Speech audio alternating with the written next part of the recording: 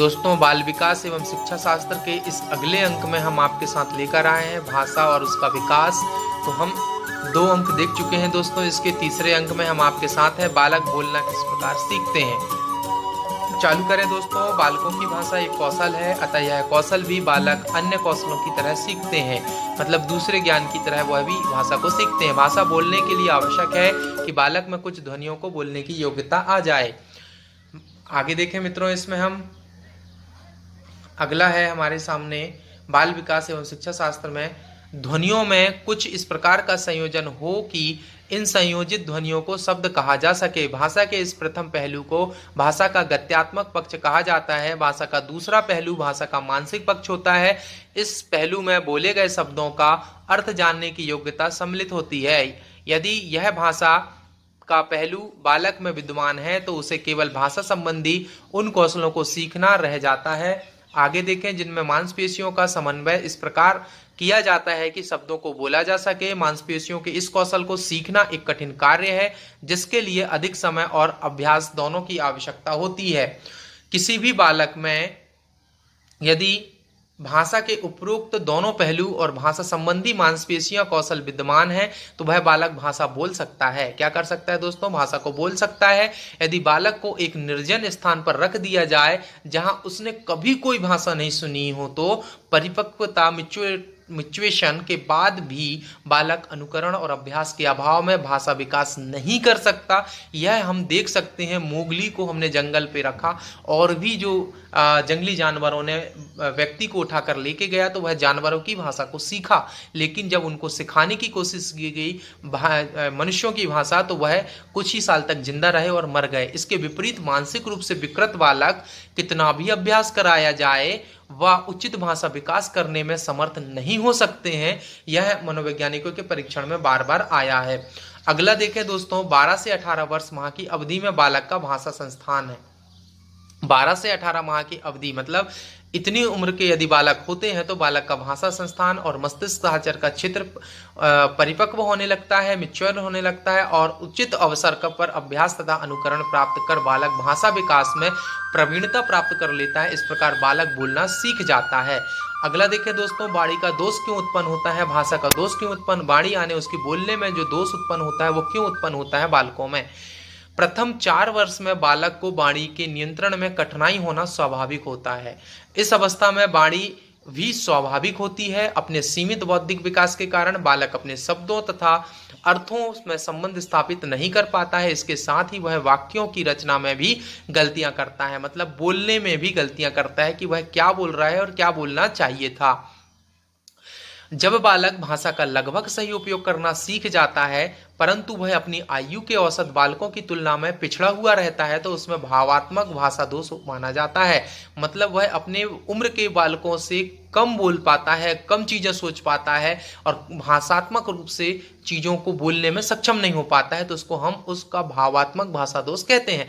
जैसे उसकी शब्दावली अन्य औसत बालकों की तुलना में कम रहती है तथा उच्चारित अपेक्षाकृत शिशु स्तर का होता है, मतलब वह छोटे बच्चों के हिसाब से भाषा का ज्ञान होता है उस पर, तो इस स्थिति को विलंबित भाषा कहते हैं। क्या कहते हैं दोस्तों? विलंबित भाषा कहते हैं। इसके विपरीत दोषपूर्ण भाषा जिसको अशुद्ध भाषा कहते हैं, अपनी आयु के औसत मान की तुलना में बालकों की भाषा में गुणात्मक भाषा दोष पाया जाता है तथा इसमें भाषा की त्रुटियों की संख्या अधिक होती है। तो देखें मित्रों, वाणी दोषों को 3 श्रेणियों में बांटा गया है। नंबर 1 है शब्दार्थ में दोष। किसमें दोष दोस्तों? शब्दार्थ में दोष। हर भाषा में अनेक शब्द ध्वनि को समान दृष्टि से समान होते हैं परंतु इनके अर्थ भिन्न भिन्न होते हैं। इन शब्दों के संदर्भ में बालक शब्द तथा अर्थ के बीच गलत संबंध जोड़कर उसका प्रयोग गलत रूप से करने लगता है। इस प्रकार की त्रुटियों से विचारों के आदान प्रदान में कठिनाई उत्पन्न हो जाती है और बालक को वयस्कों की भाषा तथा वयस्कों को बालक की भाषा का सही अर्थ समझने में कठिनाई उत्पन्न होने लगती है। सामान्यतः इस प्रकार शब्द तथा अर्थ के गलत संबंधों को माता पिता तथा शिक्षकों द्वारा शीघ्र ही सुधार दिया जाना चाहिए। यदि नहीं सुधारा जाता है तो वह आगे चलकर बहुत कठिनाइयों का सामना करेगा बालक। उच्चारण दोष अगला जो होता है दोस्तों, वाणी दोष में उच्चारण दोष होता है। शब्दों का सही उच्चारण एक जटिल कौशल है। जटिल कौशल का मतलब वह बार बार अभ्यास करने से ही सीखता है। अधिकांश बालक आरंभ में किसी न किसी शब्द का गलत उच्चारण करते ही हैं, परंतु आयु वृद्धि के साथ साथ इस प्रकार के गलत उच्चारित शब्दों की संख्या कम होनी चाहिए और हो जानी चाहिए। अधिकांश उच्चारण संबंधी दोष गलत प्रशिक्षण के कारण होते हैं तथा उन्हें आसानी से दूर किया जा सकता है। कुछ उच्चारण संबंध वाली दोष वाणी के शारीरिक अवयवों में दोष के कारण होते हैं, जैसे दांत, तालु, ओंठ, जबड़े, जीभ आदि की रचना दोषपूर्ण होना। कुछ दोष श्रवण विकार के कारण भी हो सकते हैं। इन स्थितियों में वाणी दोष अधिक स्थायी हो जाते हैं तथा उन्हें दूर करना कठिन हो जाता है। आगे देखें दोस्तों, बालकों में और कौन से दोष उत्पन्न होते हैं। जैसे वाक्य रचना में दोष उत्पन्न हो जाता है।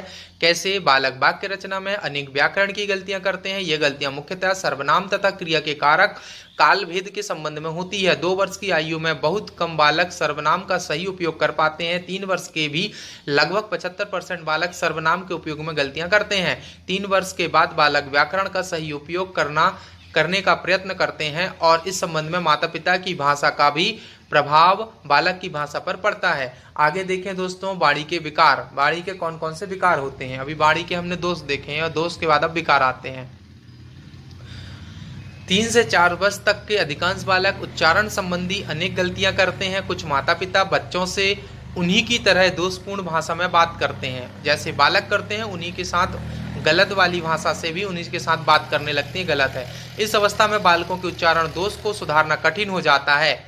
इसके अतिरिक्त बालक भाषा सीखने में तत्परता दिखाने का प्रयत्न करते हैं, जिस कारण वे कुछ अक्षरों का उच्चारण बीच में छोड़ देते हैं। जैसे क्रीम के लिए क्री शब्द उच्चारित करना, तितली को देखकर तिल्ली आदि। कुछ शब्दों में एक अक्षर के स्थान पर दूसरा अक्षर प्रतिस्थापित कर दिया जाता है। जैसे रात को लात उच्चारित करना। कभी कभी अक्षरों को उच्चारण में छोड़ दिया जाता है और इस प्रकार वाणी दोष कई प्रकार के हो सकते हैं बालकों में। जैसे तुतलाना, नंबर फर्स्ट है तुतलाना। तुतलाने में एक अक्षर ध्वनि के स्थान पर दूसरी अक्षर ध्वनि प्रतिस्थापित कर ली जाती है। जैसे रा के स्थान पर ला, चा के स्थान पर ता का उच्चारण करते हैं। तुतलाने का मुख्य कारण जबड़े, दांतों तथा जीभ की विकृति होती है। तुतलाने का मुख्य कारण क्या होता है दोस्तों?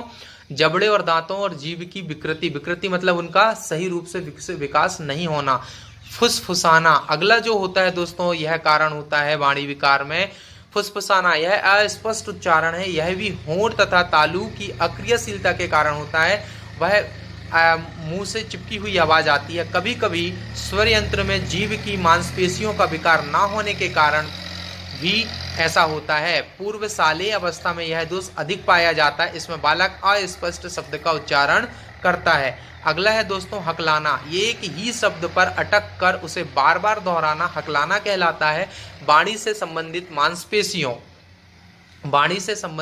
मांसपेशियों से सुसंचालन ना होने के कारण श्वास संबंधी कठिनाइयां उत्पन्न होती। कौन सी कठिनाइयां होती दोस्तों? श्वास संबंधी कठिनाइयां उत्पन्न हो जाती हैं।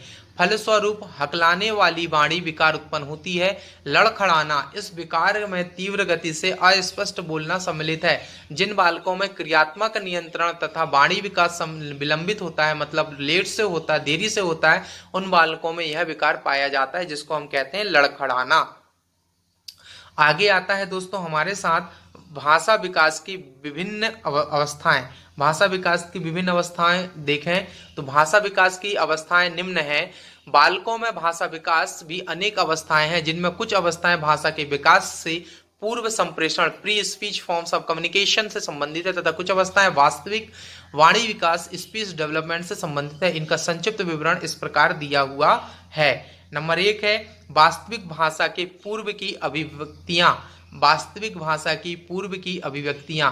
तो दोस्तों हम भाषा विकास की विभिन्न अवस्थाओं को अगले भाग में हम इनको डिस्क्रिप्शन द्वारा समझेंगे कि वास्तविक भाषा के पूर्व की अभिव्यक्तियां क्या होती हैं। इन सब के बारे में जानकारी हासिल करेंगे। तो दोस्तों भाषा विकास में यह जो सीरीज है, शिक्षकों के साथ साथ पेरेंट्स को भी, माता पिता को भी यह सीरीज देखनी चाहिए और हमारे चैनल को लाइक करें, शेयर करें, सब्सक्राइब करें। अंत में आपके अंदर बैठे परमात्मा को प्रणाम करता हूं, मेरा प्रणाम स्वीकार करें। धन्यवाद। क्या ईवीएम के जरिए आपके वोट की चोरी हो सकती है? क्या ईवीएम को हैक किया जा सकता है? और क्या ईवीएम की जगह बैलेट पेपर से चुनाव कराना ज्यादा बेहतर है? ये वो सवाल हैं जो चुनाव आते ही अक्सर आपके दिमाग में भी जरूर उठने लगते होंगे। इस वीडियो में हम इन सवालों के जवाबों के साथ साथ आपको बताएंगे वो 10 कारण जिन्हें जानने के बाद आप भी यही कहेंगे कि देश में चुनाव ईवीएम की जगह कागज की पर्ची यानी बैलेट पेपर पर ही होना चाहिए। तो आइए शुरू करते हैं। हेलो दोस्तों, मैं हूं सुमित चौहान और आप देख रहे हैं द न्यूज वीक। ये वीडियो वरिष्ठ पत्रकार दिलीप मंडल के एक लेख पर आधारित है, जिसके लिए हम उनका शुक्रिया अदा करते हैं। इन दिनों ईवीएम कहीं गधे पर